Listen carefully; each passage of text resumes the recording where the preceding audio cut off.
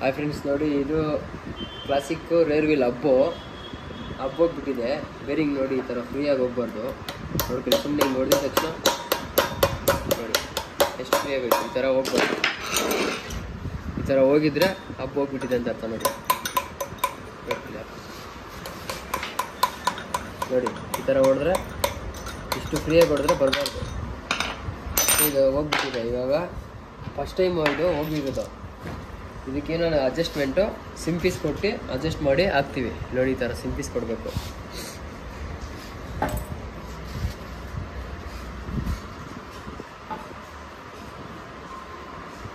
So ಇದು ಜಾಸ್ತಿ expensive ಇದೆ, ಅದಕ್ಕೆ ಫಸ್ಟ್ ಟೈಮ್ ಬಂದುಬಿಟ್ಟು ಈ ಥರ ಸಿಂಪೀಸ್ ಕೊಟ್ಟು ಅಡ್ಜಸ್ಟ್ಮೆಂಟ್ ಹಾಕ್ತೀವಿ. ಸೊ ಸೆಕೆಂಡ್ ಟೈಮ್ ಬಂದುಬಿಟ್ಟು ರಿಪ್ಲೇಸ್ ಮಾಡ್ಕೋಬೇಕು.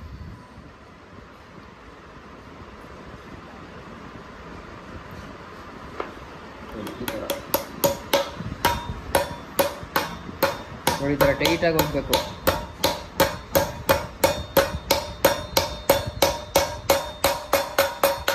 ಸೊ ಅದು ಬಂದ್ಬಿಟ್ಟು ಸ್ವಲ್ಪ ಮಂದ ಕಡಿಮೆ ಇಕ್ಬೇಕು. ಆ ಸಿಂಪೀಸು ಜಾಸ್ತಿ ಮಂದ ಇಕ್ಬಿಟ್ರೆ ಇದು ಹೊಡೆದೋಗ್ಬಿಡುತ್ತೆ. ಸೊ ಹುಷಾರಾಗಿ ನೋಡ್ಕೊಂಡು ಹೊಡಿಬೇಕು. ಸೊ ಅವಾಗ ಒಂದು ಸರ್ವೀಸು ಇಲ್ಲ 2 ಸರ್ವೀಸ್ ಆರಾಮಾಗಿ ಓಡಿಸ್ಕೊಬೋದು.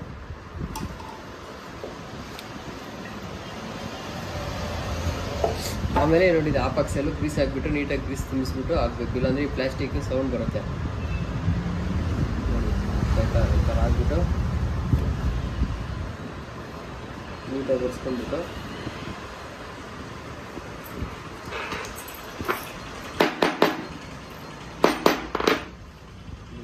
ಎಲ್ಲ 500 ಅಳತೆ ಮಾಡ್ಕೊಂಡು ಕಟ್ ಮಾಡ್ಕೋಬೇಕು.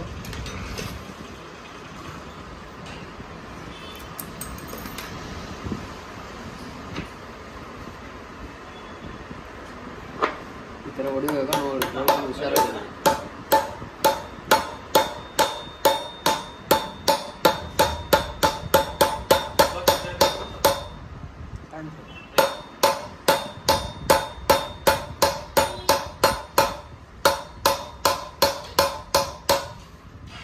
ಆ ಥರ ಹೊಡೆದ್ಬಿಟ್ಟು ಈ ಥರ ಆಕ್ಸಲ್ ಇಟ್ಕೊಂಡು ನಿಧಾನಕ್ಕೆ ಹೊಡಿಬೇಕು.